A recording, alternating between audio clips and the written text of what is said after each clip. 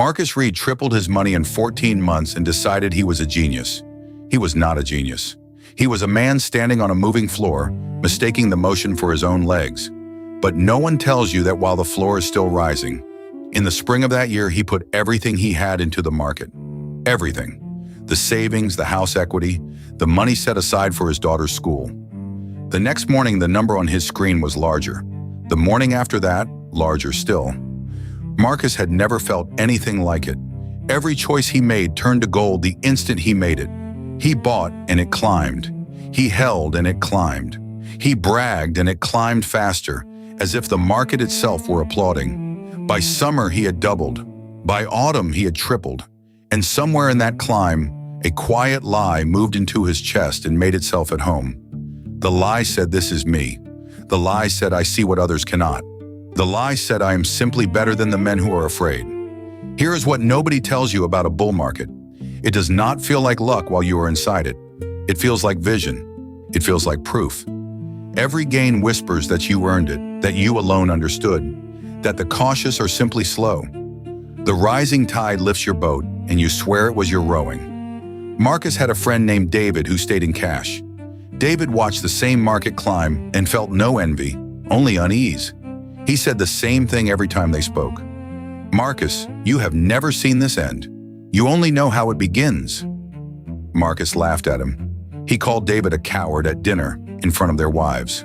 He said fear was just intelligence that arrived too late. He said, "While you were protecting your money, I was multiplying mine."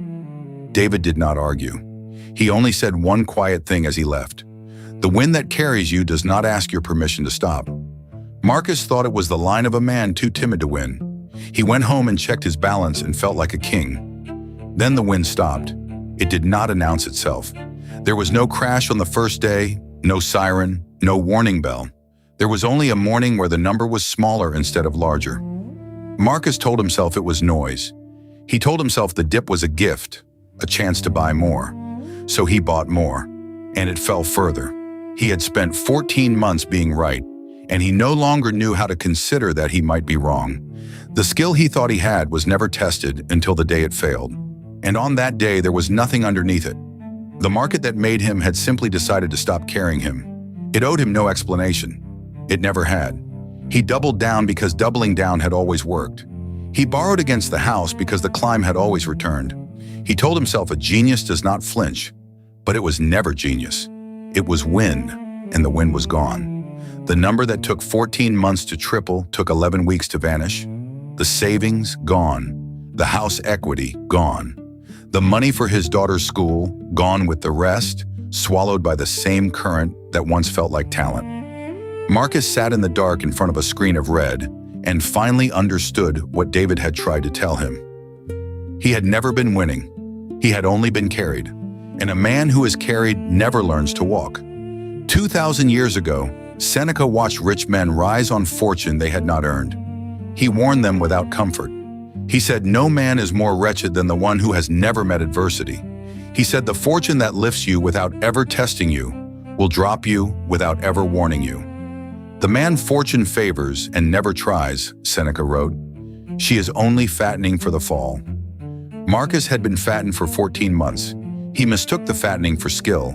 And here is the cruel and quiet truth of it. The crash did not take his genius. He never had any genius to take.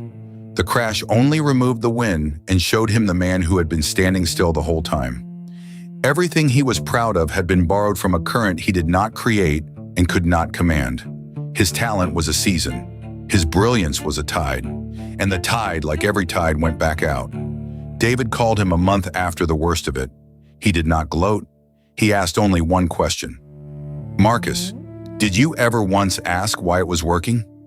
Marcus had no answer. He had spent the whole climb asking how to climb faster. He had never once asked what was holding him up. That is the question that separates the lucky from the skilled.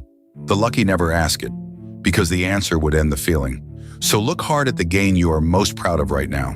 The promotion, the profit, the win that made you feel chosen. Ask whether you built it or whether the wind did. Ask whether your floor is solid or merely rising. Because a tide that lifts you without testing you has not blessed you. It has only chosen the moment of your fall and kept it secret. The wind that carries you does not ask your permission to stop. It will not warn you when it does. And on that day, the only thing left standing will be whatever you actually built with your own two hands. Build something the wind cannot take. This is Schopenhauer's truth.